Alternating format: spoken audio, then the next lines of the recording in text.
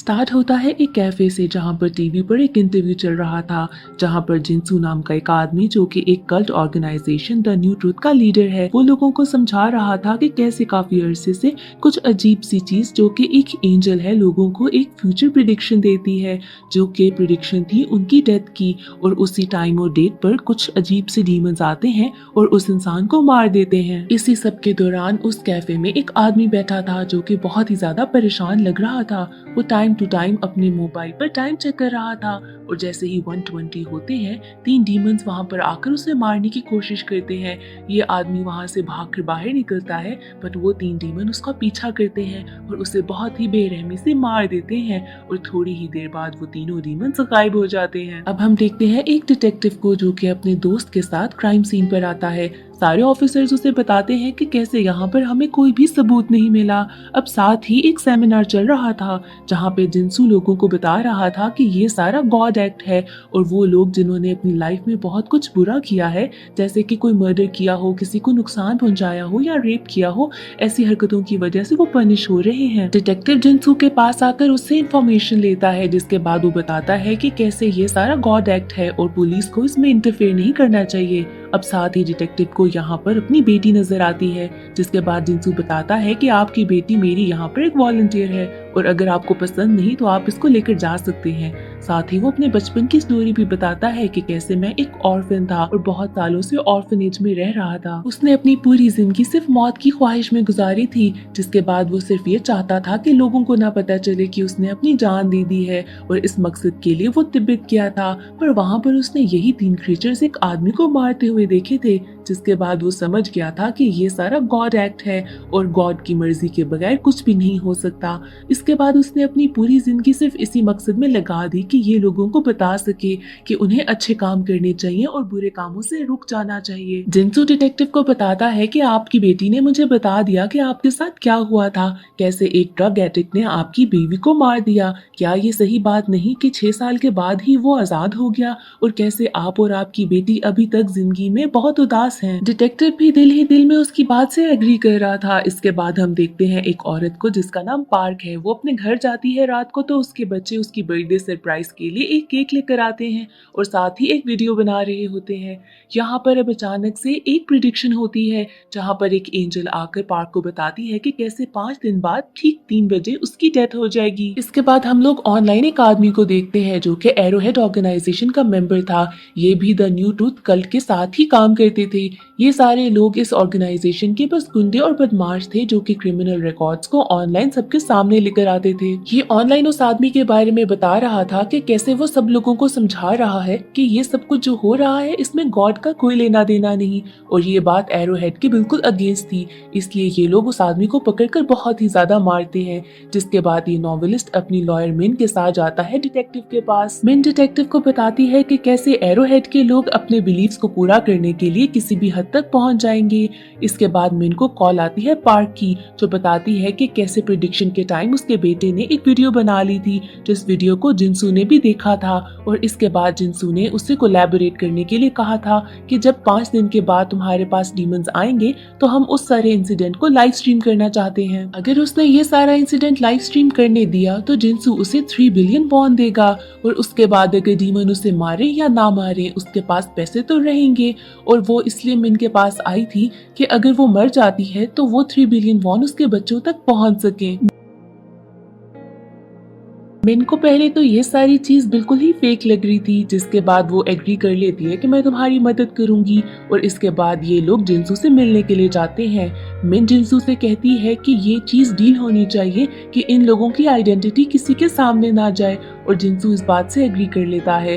जिसके बाद वो पार्क से कहता है कि मुझे बताओ तुमने लाइफ में ऐसा क्या किया है जिसकी वजह से डीमंस तुम्हारे पीछे आ रहे हैं। पर यहाँ पर मिन कहती है कि तुम्हें इस चीज का जवाब देने की कोई जरूरत नहीं। इस सब में मिन डिटेक्टिव को भी इन्वॉल्व कर लेती है। डिटेक्टिव मिन से पूछता है कि तुम इसके बच्चों के साथ क्या करोगी।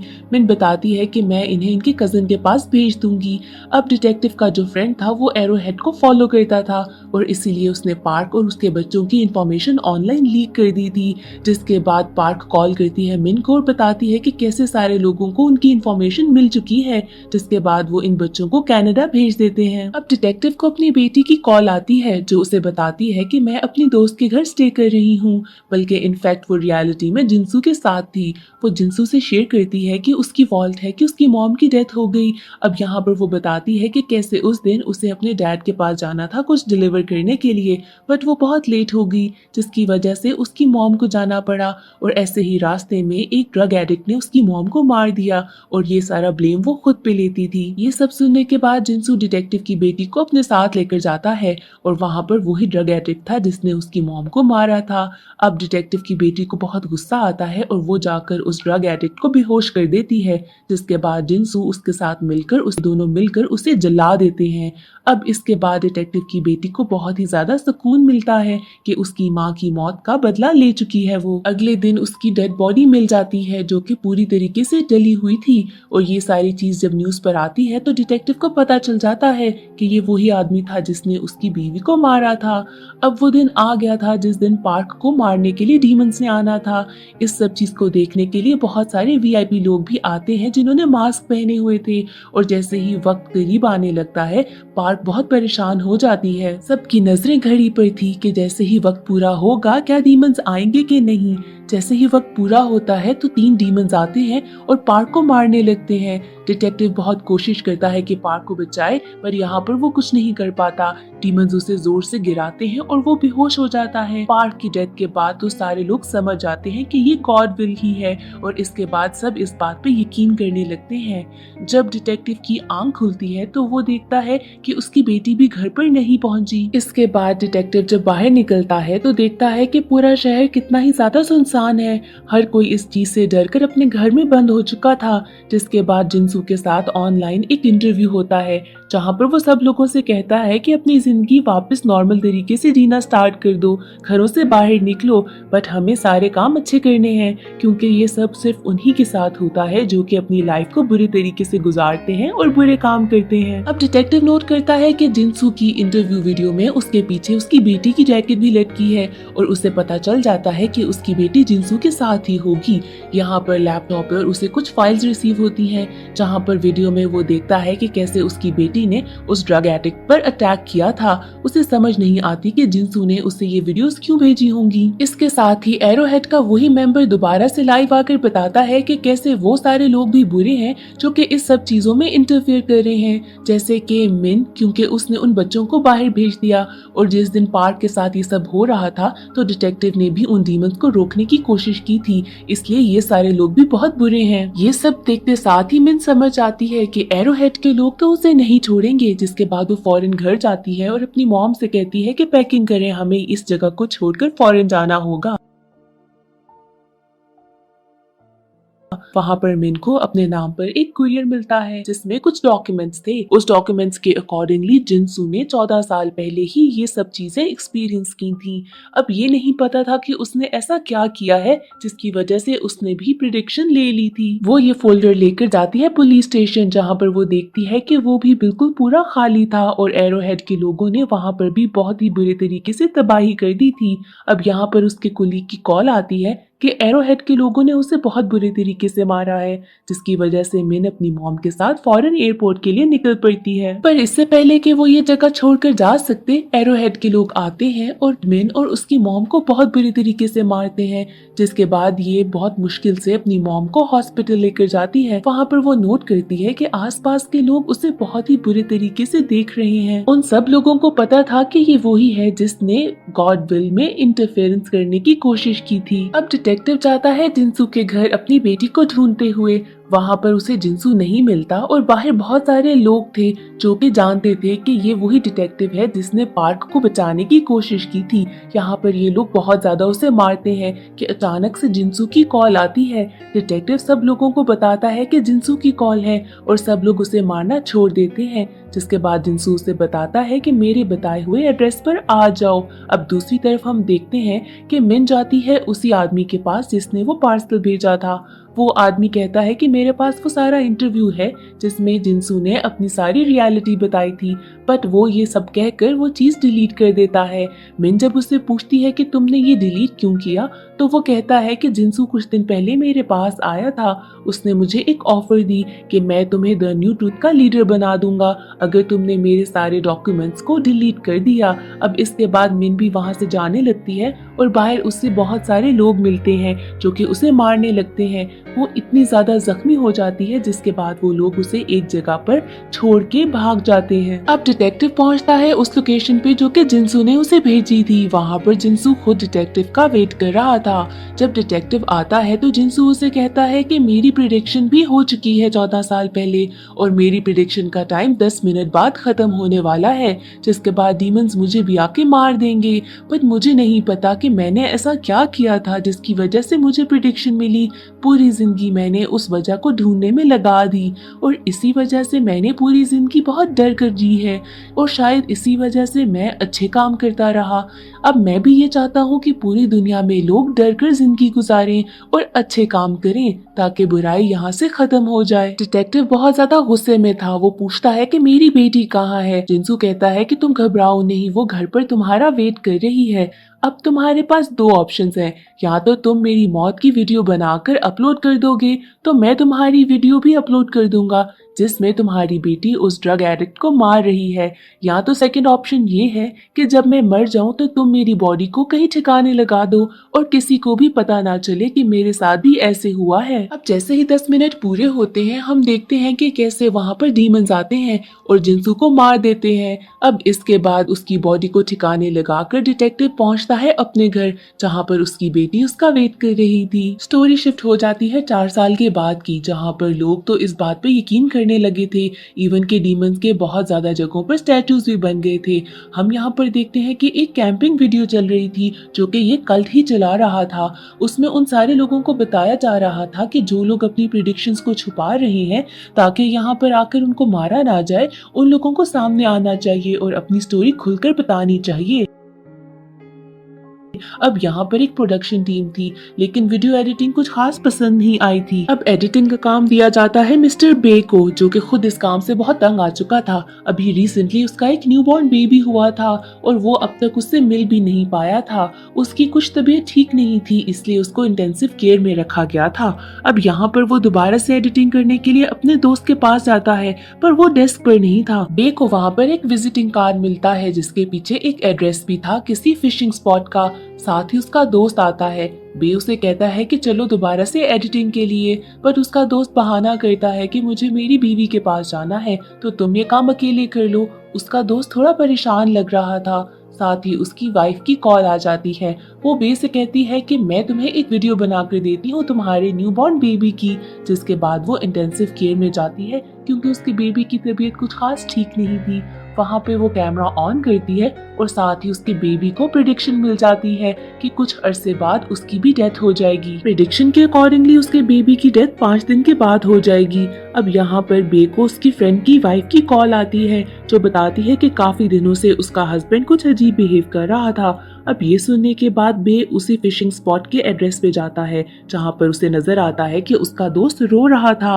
वो उसको आवाज देता है तो उसका दोस्त भागने लगता है। अब यहाँ पर बे अपने दोस्त को पकड़ता है तो वो रोने लगता है और बताता है कि कैसे उसे भी कुछ अरसे पहले एक प्रिडिक्शन हुई थी। वो ये नहीं चाहता था कि न्यू ट्रूथ कल्ट के लोगों को पता चले कि उसको भी प्रिडिक्शन मिली है क्योंकि उसकी डेथ के बाद ये लोग इसकी फैमिली को बहुत तंग करेंगे। इसीलिए इसने इस फर्म को कॉन्टेक्ट किया था ताकि इसके मरने के बाद ये लोग इसकी बॉडी को कहीं छुपा दें और इसकी फैमिली को पता ना चले और ये लोग तो खुद सारे प्रूफ मिटाकर कोई बहाना बना देंगे। अब साथ ही टाइम अप होता है और डीमंस आकर बे के दोस्त को मार देते हैं। साथ ही सूडो फर्म के लोग आते हैं और यहाँ इसकी बॉडी और सारे प्रूफ को मिटा देते हैं। एक प्रोफेसर आता है और बे से कहता है कि यहाँ पर अब जो कुछ भी हुआ था तुम इस बात को भूल जाना। ये लोग बे को बेहोश करके एक सुनसान सी जगह पर छोड़ आते हैं। बे को होश आता है तो वो एक हॉस्पिटल में था। यहाँ पर उसकी वाइफ उसे कॉल करके अपने पास बुलाती है। बे जब उसके पास आता है तो उसे पता चलता है कि उसके न्यू बॉर्न बेबी को भी प्रिडिक्शन मिल चुकी है। दूसरी तरफ न्यू ट्रूथ कल्ट के लीडर भी उस सीन पर पहुंच जाते हैं जहाँ पर लेक पर बे के फ्रेंड को मारा गया था।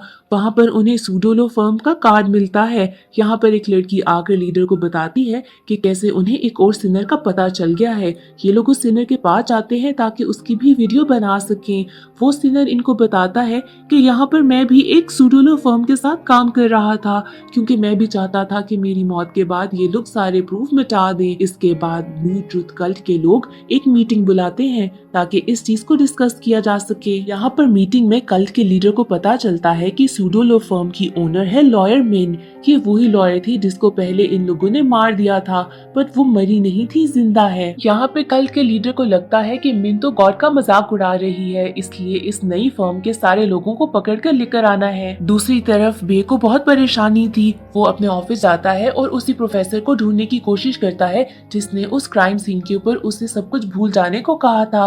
यहाँ पर बहुत मुश्किलों से उसे एड्रेस मिलता है और वो उससे मिलने के लिए जाता है, क्योंकि उसे ये बात समझ नहीं आई थी, क्योंकि अगर प्रिडिक्शन सिर्फ उन लोगों को मिलती है जिन लोगों ने गुनाह किया था, तो उसके न्यू बॉर्न बेबी को कैसे प्रिडिक्शन मिल गई। यहाँ पर प्रोफेसर बे को बताता है कि ये बात बिल्कुल गलत है और सिर्फ सिनर्जी को प्रिडिक्शन नहीं मिलती। बे यहाँ पर प्रोफेसर से कहता है कि मुझे आपकी मदद की जरूरत है। जिसके बाद ये लोग मिलते हैं लॉयर मिन से।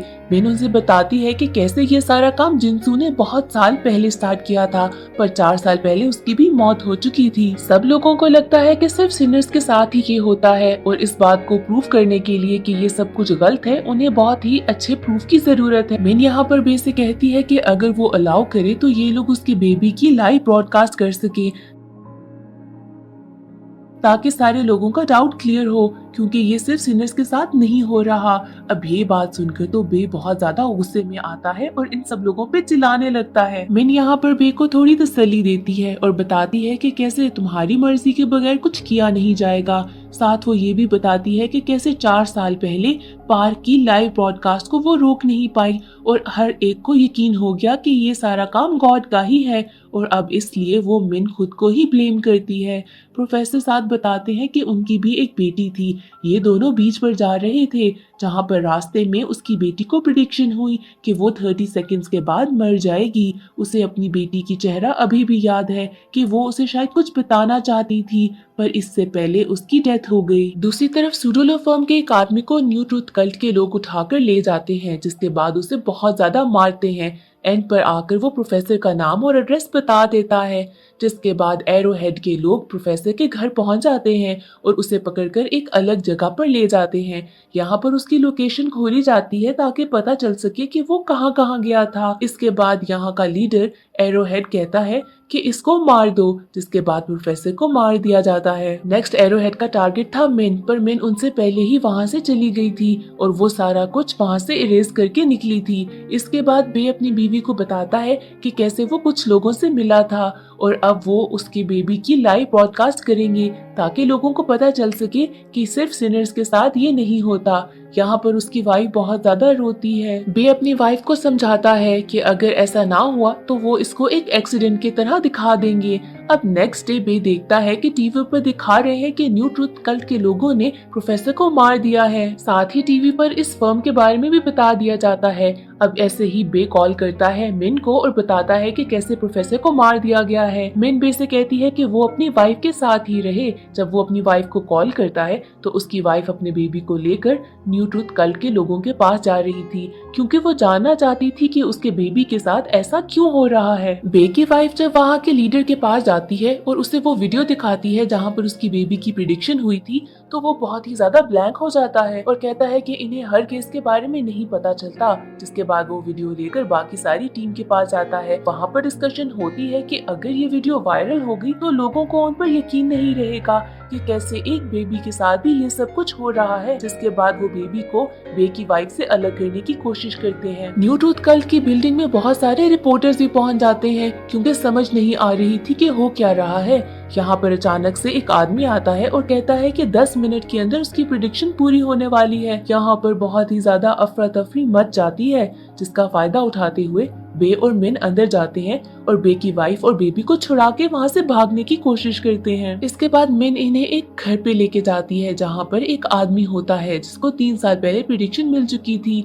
यहाँ पर मिन बे से कहती है कि इनको अब कोई ना कोई डिसीजन लेना होगा। अगर ये लोग वीडियो सब लोगों को दिखा देते हैं तो लोगों को कई हद तक इन पर यकीन आ जाएगा, पर इस काम के लिए उन्हें वीडियो को बहुत ज्यादा वायरल करना होगा ताकि ज्यादा से ज्यादा लोगों तक पहुंच सके। वो आदमी जिनके घर ये लोग गए थे इन्हें बताता है कि कैसे वो पहले बहुत ही ज्यादा ऑनलाइन काम किया करता था और अगर उसने अपने चैनल पर ये वीडियो अपलोड की तो बहुत सारे लोगों तक पहुंच जाएगी। मिन बे को बताती है कि डेमोन्स्ट्रेशन के लिए इनके पास कोई अच्छी जगह नहीं, इसलिए इनको यहीं पर कहीं पास करनी पड़ेगी। यहाँ पर हमें एक बहुत ही बड़ी चीज पता चलती है कि जिस इंसान के घर ये लोग आकर रह रहे थे कि वही था जो पहले एरो हेड के लिए यहाँ पर लाइव वीडियोस किया करता था। इसके बाद हम देखते हैं कि कैसे ये आदमी घर से बाहर जाता है और कल्ट वालों को फोन करके बताता है कि कैसे वो छोटा बेबी इनके घर ही है। अब वहां पर लीडर इसको बहुत ही मजे से माइंड गेम के साथ कंफ्यूज करता है और बताता है कि कैसे गॉड ने ये सब कुछ प्लान इसीलिए किया क्योंकि यहाँ पर इस आदमी की भी डेमोन्स्ट्रेशन बेबी की 5 मिनट के बाद की थी। इसलिए वो उसे कहता है कि जैसे ही बेबी की डेथ हो जाए हर चीज को मिटा देना ताकि लोगों तक ये बात ना पहुंच सके कि एक बेबी को भी इस तरह से प्रिडिक्शन आई है, वरना कोई भी न्यू ट्रुथ लोगों पर यकीन नहीं करेगा। इस बात को सुनते साथ ही वो आदमी कहता है कि ठीक है मैं ऐसा ही करूंगा, जिसके बाद वो बिल्कुल ही पागलों वाली हालत में पहुंच जाता है अपने घर।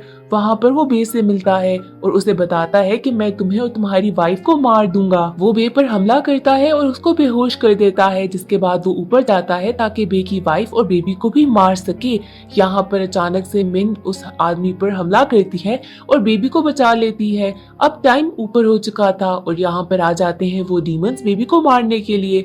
मिन उन डीमन से बहुत लड़ने की कोशिश करती है। अब बे को भी होश आ जाता है और वो अपने बेबी को बचाने के लिए खुद को और अपनी वाइफ के बीच में बेबी को बचाकर बांध लेते हैं। इसके बाद डीमंस जैसे ही उन पर हमला करते हैं बे और उसकी वाइफ जल जाते हैं और बेबी बच जाता है। इसके बाद मिन बेबी को उठाती है और वहाँ से भागने लगती है। वही आदमी इनके पास दोबारा आता है मारने के लिए, पर डीमंस अब उस पर अटैक करते हैं और उसको मार देते हैं। सब लोग जमा हो चुके थे और देखते हैं कि कैसे बेबी बच चुका है। इतने में यहाँ पर न्यू ट्रुथ कल्ट के लोग भी पहुंच जाते हैं। वहाँ का लीडर जब यहाँ पर आकर सब कुछ देखता है तो लोग यहाँ पर बहुत ही ज्यादा गुस्सा थे। यहाँ पर वो लीडर एक आदमी को मारता है, जिसके बाद पुलिस उस लीडर को ले जाती है। इसके बाद हम देखते हैं कि मिन बेबी के साथ एक टैक्सी में बैठ चुकी है। टैक्सी ड्राइवर यहाँ मिन से कहता है कि इंसानों की दुनिया बहुत अजीब है, इन्हें अपने मसले खुद सुलझाने चाहिए। हो सकता है कि ये टैक्सी ड्राइवर वही डिटेक्टिव हो, क्योंकि यहाँ पर उसका चेहरा ठीक से दिखाया नहीं जाता। अब यहाँ पर हम देखते हैं कि कैसे पार्क की खुद बॉडी जिंदा हो गई है। हो सकता है कि बेबी के बचने के बाद वो सारे लोग जो इस वजह से मरे थे दोबारा जिंदा हो जाएं। अब ये सारी बात तो हमें नेक्स्ट सीजन में पता चलेगी। ये सीजन यहीं पर खत्म हो जाता है।